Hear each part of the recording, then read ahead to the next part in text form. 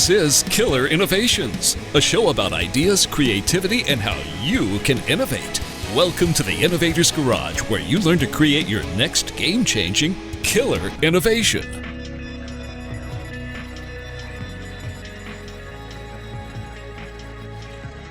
So you are about to pull together a team of 8 to 12 people into a brainstorming session. Your boss has come to you and said, hurry up, let's get a group of people together to come up with some new ideas. Do not, and I repeat, do not pull the same mistake that 90% of all brainstorms suffer from. What is that problem? There's no area of focus defined. Most teams will be given the challenge of, quote, quick, come up with a new product idea. The results can be predicted. The prediction is poor to none when it comes to creating any form of disruptive ideas. In fact, I can correlate the quality of the ideas directly to this challenge that is given. How can you hope to create great ideas when your total challenge is defined as quick, come up with a new product idea? So that is what we're going to talk about today. I'm going to share with you the 4 steps to creating a problem statement. And the problem statement directly correlates to the value of your brainstorm. When we pull together a team for a brainstorm, creating focus is absolutely critical. Focus being the F in FIRE. Focus, ideation, ranking, and execution. We're going to focus on focus today. And what do I mean by creating focus? You need to be able to communicate to the brainstorming team, the team that you're going to put together to drive and create ideas, or ideation as we call it. You need to be able to tell them who has the problem, what exactly is the problem, and why is it important to solve. Who has the problem, what exactly is the problem, and why is it important to solve. Now, in a full day or a multi-day brainstorming sessions that I facilitate and host, I have the teams develop their own problem statement. It's actually part of the process of kind of getting mentally ready to try to derive ideas to solve the problem. But first, you have to identify what the problem is. Now, when I'm doing either a full day or a multi-day brainstorm, I will set aside between 4 to 8 hours to create a problem statement. Now, for the session that's going to last maybe 60 to 90 minutes, then I'll work on it ahead of time and have it ready to go. But I find that I spend the same 4 to 8 hours creating the problem statement. Now, I know some of you are sitting back going, are you crazy? 4 to 8 hours? I know what the problem is. I can write the sentence out now. If you do that, I would argue that the quality of that problem statement is 1, probably not that high. 2, you've probably not validated because you assume you can act as a proxy for whoever's having the problem. Even if you are a user, never use yourself as that proxy. So why does it take so much time? Well, I'm reminded of the Albert Einstein quote. Quote, if I had only 1 hour to save the world, I would spend 55 minutes defining the problem and only 5 minutes finding the solution. So if Albert Einstein is given an hour to solve a problem, he dedicates 55 minutes to defining the problem, and then 5 minutes solving it. The better you at describing, defining, communicating the problem, the better the outcome will be, the better the ideas you will have. Do not scrimp on this. I've tried to cheat over the years where I've hurried up putting together a brainstorming team and really didn't dedicate the time and thought I could come up with a problem statement pretty easily. And I can tell you that 100% of the time, They were total and utter failures. A well-defined focus via a well-thought-out problem statement will generate significantly more and radically better ideas when you are ideating, when you put together the team to come up with the ideas to solve the problem. Now, the core elements, you have to address one of the following. The problem either has to solve a problem, it has to remove a barrier of some kind, or improve an experience. Anything else outside of that, then you're not talking about a problem statement. It needs to solve a problem, remove a barrier, and or improve an experience. Now, there are some basic elements of a problem statement. The first is who. Who is the target customer segment? Who is it that has this problem? Now, there's multiple ways you can look at who. You can look at who as individual. You can try to aggregate them up into some kind of a customer segment. I'll caution you to be careful that if you try to roll it up into too broad of a customer segment, that you will lose visibility and granularity to understand the problem. So, for instance, do you target a problem for people that are over 55, who own their home, who are pre-retirement, who have no kids at home but have grandkids? That is a very specific definition of a who. Or do you say, I'm going to target all boomers, everybody that's more than 55 years old? Two completely different. They are not equivalent, right? So be careful on understanding who has the problem. Who is that target that you're going to go after? The second is the what. What is the problem, the barrier, the experience you're trying to create? What is it? What's the problem you're trying to solve? And you need to be as specific and as granular, again, as you can be. And then the third element is why. Why is it important to solve it? Why is this such a big deal? Are we trying to solve a problem for one person or one little edge case of a problem? What's the value or the benefit to the problem? Now, this may sound easy. Okay, I define the who, I define the what, I define the why. But while you're trying to answer all of these, remember you need to be concise. It has to be something that everybody in the brainstorm can keep in their head. It doesn't state or imply a solution. You are just defining the problem. The example I always give is John F. Kennedy when he put out the problem statement or the challenge statement to put a man on the moon. And he stated that before the end of the decade, we will put a man on the moon and return them home safely. And that was it. That was the total statement. He did not say we're going to put a man on the moon and bring them home safely. We're going to use a 3-stage rocket. We're going to use a slingshot effect using Earth's gravity to propel the rocket to... No, he didn't define the solution as part of the problem. He stated the challenge and then later let them brainstorm and ideate on possible ways. What are all different ways you can get a person to the moon? How are you going to bring them home safely? You can't have all that fuel. How do you use the gravity to make that happen? He did not state the solution. He stated the problem, the challenge, and he let the solutions come later. So you need to be concise, and you do not want to state or imply a solution. You want to be specific enough to be solvable in the given time frame and with available resources or competencies.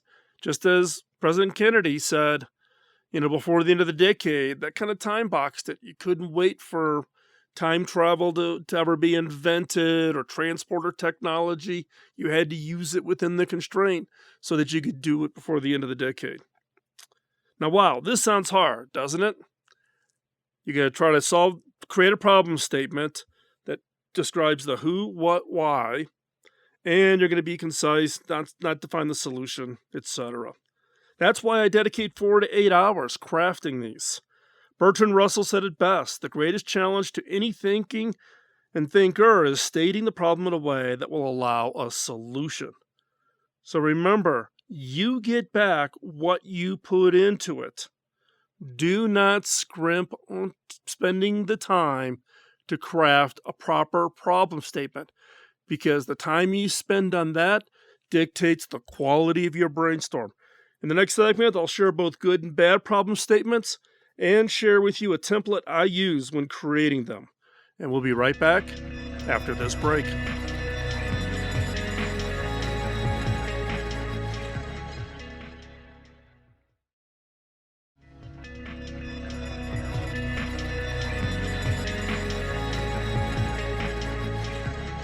Welcome back. We're discussing the 4 steps to creating better brainstorm problem statements, and this correlation between the quality of defining the problem statement up front. This is the statement you would give to your brainstorming team, and in turn, what they return back to you as far as the quality of the ideas, both the quantity and the quality of the ideas. So, quality of the problem statement directly correlates to the quality of the problem statement. If you give them a crappy problem statement and they deliver poor results, do not blame your brainstorming team, blame yourself. Now, I have a few different templates I use for creating problem statements. I'm going to give you 2 here right now. First of all, we would start the sentence with maybe the what, the problem statement affects who, the customer, the result of which, why is it important? So the problem affects customer, the results of which, why is this important? Pretty simple structure. Flip side, just to vary it up, sometimes we'll say who, the customer, is affected by what, the problem statement, the result of which is, why is it important? So who, customer, is affected by the what problem, the result of which is why importance. So problem first, customer middle, importance last, or you could put the customer first, problem in the middle, why it's important at the end. Now here are some example problem statements that we actually use in the 4-day innovation bootcamp, where we spend literally half a day on the problem statement. And this is just a purely made up hypothetical example. Middletown's hospital's current diagnosis protocol and tools are resulting in low diagnostic effectiveness and efficiency, causing up to 40% of its critical care patients painful extended treatment periods while substantially reducing the hospital's earning potential and resource efficiency. That's long, hard to read, given I stumbled. I couldn't even say the word diagnosis, right? Probably could be made more concise, hard to grasp. There's just a lot going on in that problem statement. So here's a better version of that same problem statement. Middletown's hospital's current diagnosis protocol and tools are resulting in low diagnosis effectiveness and efficiency, substantially reducing the hospital's earning potential and resource efficiency.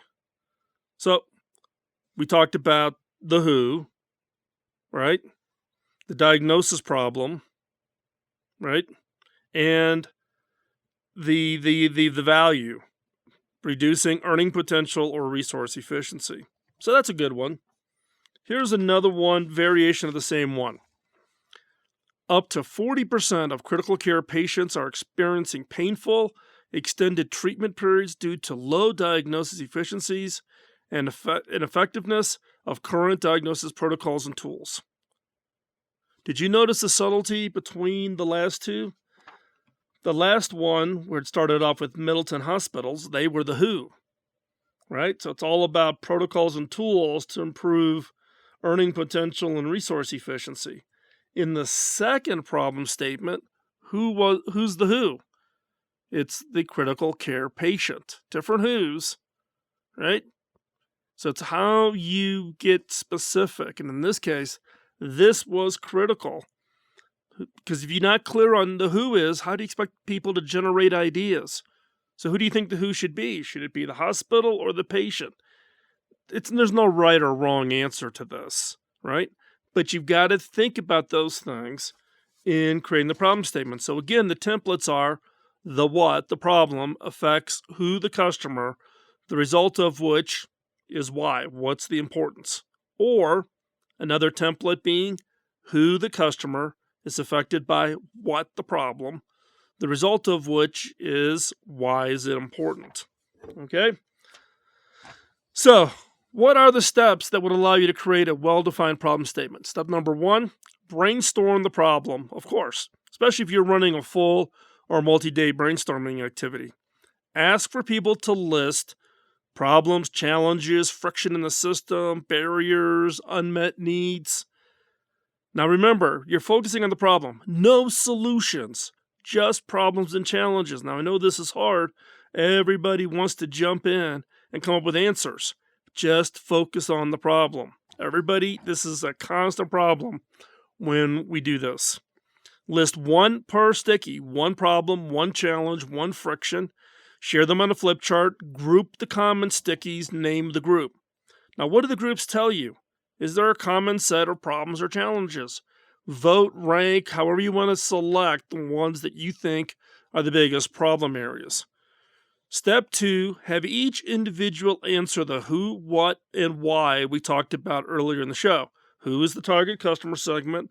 The what is the problem or barrier experience? And the why. Why is it important to solve? What's the value of the benefit? So answer the questions. Who do you think the problem is the beneficiary? What is that problem or experience? And why is it important? And you may come up with multiple versions. That's fine. Then take the answers and start to draft problem statements using the templates. So just take the templates and start answering and coming up with and drafting a variety of different problem statements using the templates. And remember, you need to be concise. Don't state or imply a solution. You're not in the solution phase yet. You're not into ideating.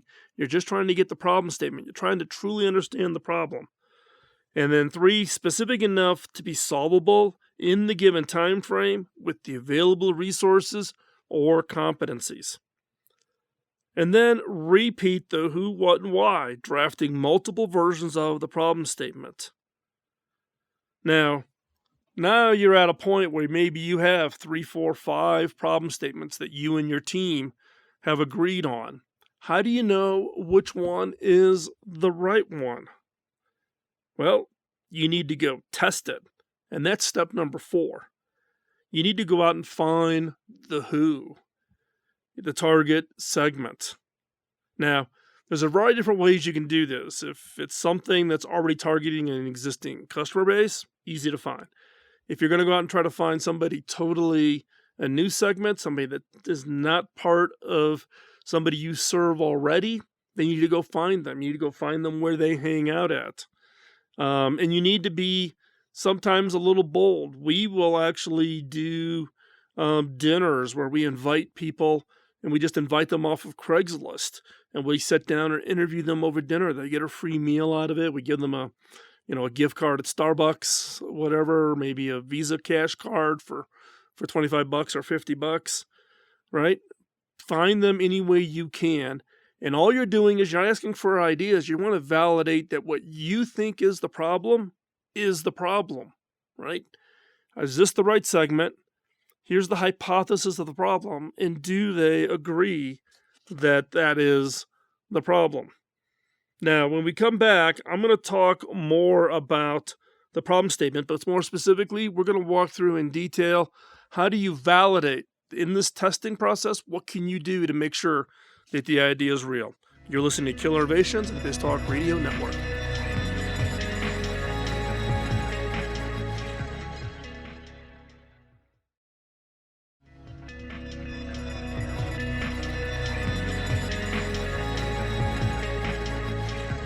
Once you have a version of the problem statement that you think works, you need to test it with others. Why? Never, ever, ever use yourself as a proxy. You are too close to it. You're spending time thinking about this problem. You probably in your head have already jumped to some of the solution answers. So you may try to actually manipulate the problem statement to match this really great idea you got running around in your head. Distance yourself. Never, ever use yourself as the proxy. So how do you test it? One is write it out, edit it, simplify it, make it tight, and make it concise. Then find and talk to people who you believe have the problem. This most likely will require you to get your butt up out of your chair and go find them. In my previous life, I would actually go and hang out at Best Buy stores. People were buying consumer electronics devices, laptops and printers. Now, yes, I was a user of laptops. I bought laptops. In fact, all the years I was CTO at HP, I never took advantage of my role in order to get laptops for my family. I made my family, each individual in my family, go experience the shopping experience and pay retail. It's going to Circuit City or Best Buy to go buy the product because I was a bad proxy. I wanted to hear about their experience, how the sales rep treated them, what did the sales rep emphasize as part of a feature set that convinced them to buy. Do the same. Remove yourself of being the proxy and get out there and talk to people. Read them the problem statement. Just stand there and say, I think I've got a problem, and I think, people like you are having this problem, and if I could solve that problem, it would be it'd be valuable to you because I would, give you back more time or whatever the problem is, reduce your frustration, whatever it is. Read them the problem statement, and then what I do is I'll actually then hand them, I print it out on like really big index cards, and I'll hand them their card and have them to read it themselves. Then ask them a set of questions to validate the problem statement. Now you can change these questions around. These are just the questions I use. One is this team's hypothesis, the way we define the problem, is that a problem for you? Why or why not? I think you have this problem, blah, blah, blah, blah, blah, blah. Am I right? Do you agree with it? Why or why not? Second question. What problem would be solved for you if the problem I've defined was fixed or corrected? Meaning, if I solve this, what is the pain or discomfort or issues that this problem causes? Do I solve your lack of time or, not enough disposable income or, whatever it is? Third question, how frequently does this problem cause a problem for you? Is this a once every 3-year thing when you've got to refresh a piece of electronics, where you've got to be short on cash or save up in order to know that you're going to have to buy a new laptop for your kid going to college or buy a new cell phone?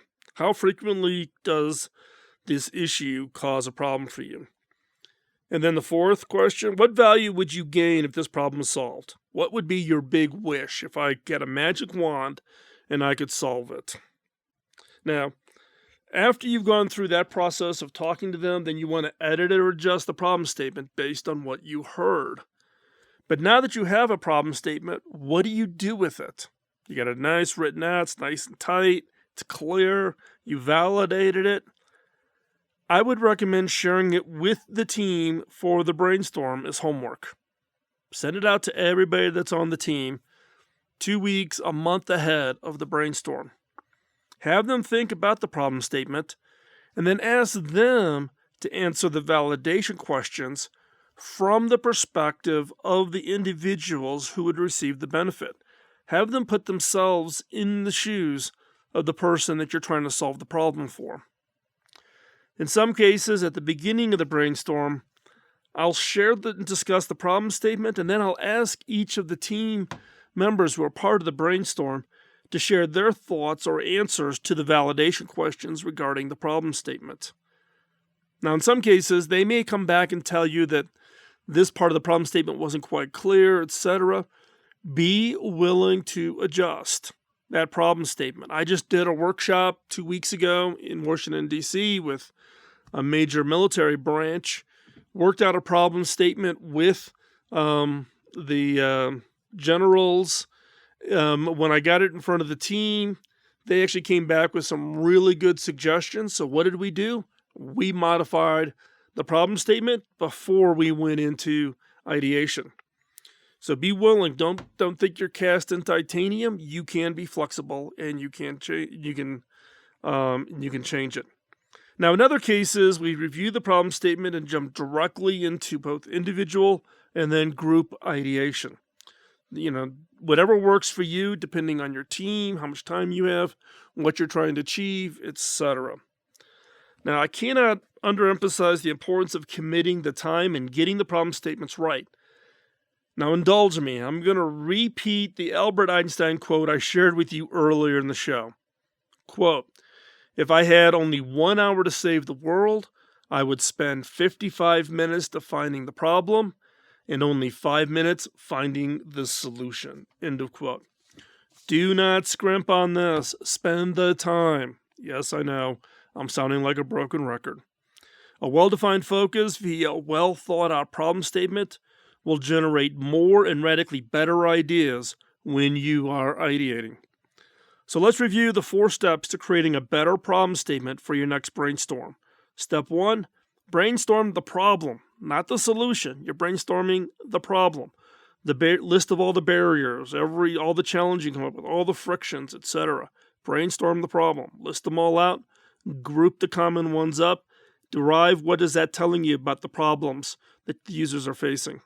Step 2, have each individual on the team that you're working with to come up with the problem statement answer the who has the problem, what is the problem, and why should I solve it? The who, what, and why. Step number 3, draft problem statements using the templates. Take advantage of the templates and come up with a variety of different ones and then refine them, simplify them, throw out unnecessary words, make it nice and crisp and clear. And then step number 4, test it with the who. Who are you trying to solve the problem for? Test your problem statement. Doesn't make any sense to go off and ideate if you don't even know if you got the problem defined correctly. So test the problem statement. So 4 steps, pretty simple. Now, I will tell you, though, that one show is not enough time to cover everything about problem statements. We literally spend 4 hours on it when we're doing the 4-day boot camp. We teach the entire process as part of the 1 day. If you want your team to learn how to run radically better brainstorms by writing better problem statements, then I would suggest you host a 1-day disruptive ideation workshop, teaching your team how to think about better problem statements, how to run better brainstorms, how to ideate, how to do rankings. You can find out more over at disruptiveideation.com. That's disruptiveideation.com. I'll include a link in the show notes to make it easy for you to find. But I would encourage you that, 1, you can immediately apply this. 2, share this podcast with the rest of your team so they understand the process if you want. Or 3, the option would be host a 1-day training. If you're serious about innovation within your organization, what are you investing in training, coaching, and mentoring of your teams to be better innovators? It's not going to come naturally just based on inherent ability. Everybody can innovate, but in many cases, they need to be shown the tools, the approaches, how to think, how to pull it all together, how to facilitate, how to get the most out of all of your team members to generate more and better ideas. So again, check it out, disruptiveideation.com. It'll give you a lot of information about the workshop. And I've done a couple shows here recently on some of the workshops that I've taught here recently to help people. In fact, previous show actually walked you through the agenda of this workshop so that you can actually construct your own, or if you want, you can go over to disruptiveideation.com, check it out, and actually have a 1-day workshop facilitated with you, and then you can carry on and teach the rest of your organization. So when we come back from the break, we have a new segment of 5 minutes to new ideas. You are not going to want to miss that, so don't go anywhere. You're listening to Killer Innovations on the BizTalk Radio Network.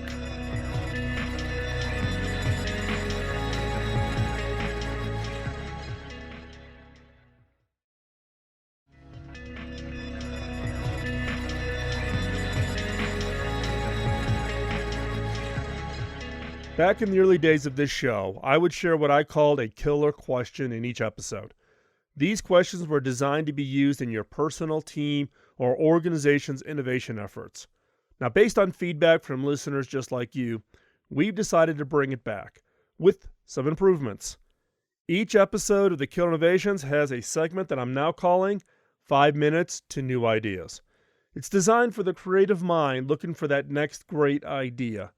Each episode will challenge you to think differently about yourself, your business, and your products and services by asking unique, funny, and sometimes crazy questions. These questions are designed to force you to look beyond the obvious and to uncover ideas and opportunities you never before considered.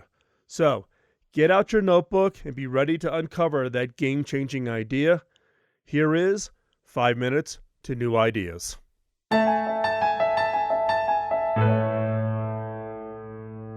As a result of some digital spring cleaning I was doing, I found and was listening to old shows from 2005, the first year of my podcast. Honestly, given what I know now, I wish I could have rewritten and re-recorded them. The technology and tools now available to podcast are far superior to what we had back in those days. This got me thinking about how wonderful innovation is and how easy it is for us to overlook it. 50 years ago, we lived in a way that would be considered a burden today. When we catch a glimpse of those days on old movies and old TV shows, we laugh and shake our heads. We used to think the cars from back then were great, not to mention the clothes. This looking back reminds us that past routines, past way of doing things are exactly that, the past. There is a better way to do almost everything. We must remind ourselves that a thing that has never been done before doesn't mean it can never be done at all. I can remember when I was a kid before central air conditioning was considered normal. During the hot, humid summers in Chicago, the only way to cool the house was with a small window air conditioner in the kitchen. This then dictated that everyone in the family slept on the tile floor in the kitchen in order to get some relief.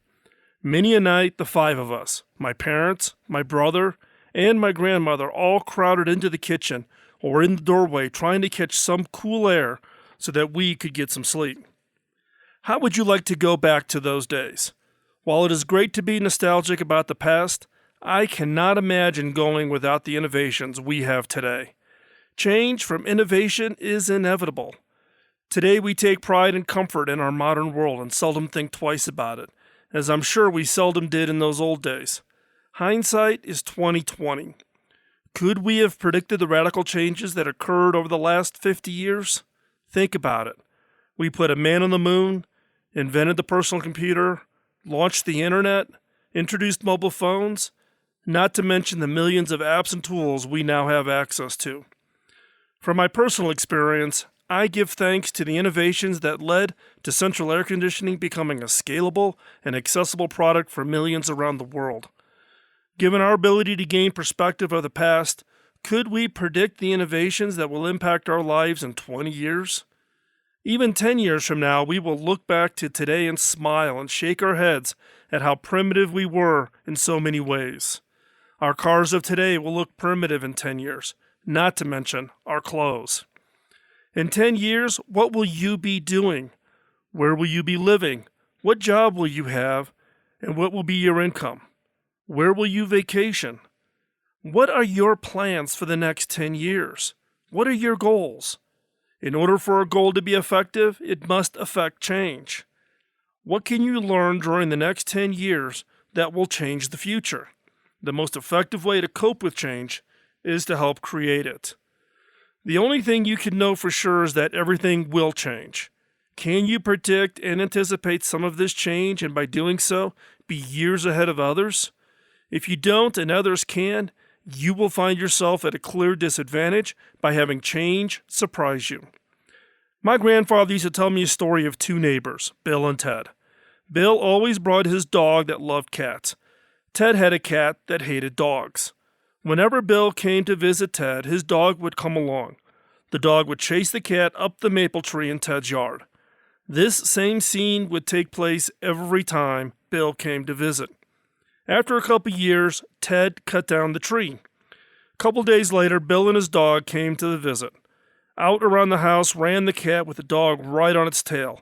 Suddenly, about 30 feet in the air, the cat realized that something had changed. Don't be the cat. Today we smile thinking about the past, and in the future we'll be smiling back as we think about today. Reminds me of a sign I saw on a roadside gas station. If you continue as you have in the past, where will you be 5 years from now? Something to think about. I'm Phil McKinney, and thanks for listening.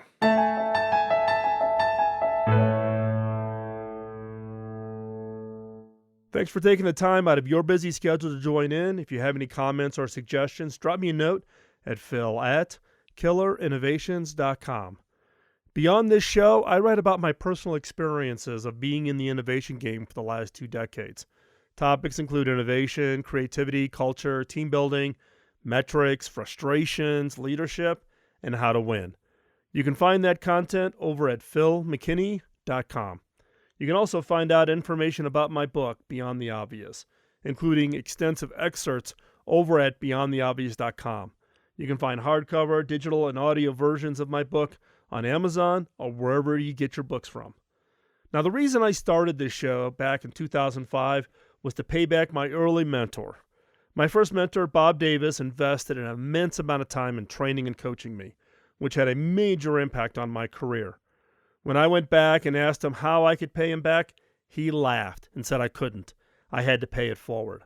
If I could ask for a favor, could you help me pay it forward? How? 1, by giving us a rating wherever you get your podcast, as that helps spread the word.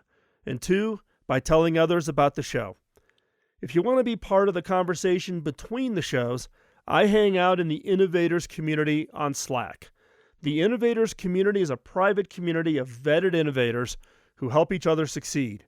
Check it out at theinnovators.community. This episode of Killer Innovations was produced by the Innovators Network. You can find the show notes and the entire show catalog going back to 2005 at killerinnovations.com. I'll talk to you next week, and in the meantime, go out and change the world with your killer innovation. Bye-bye.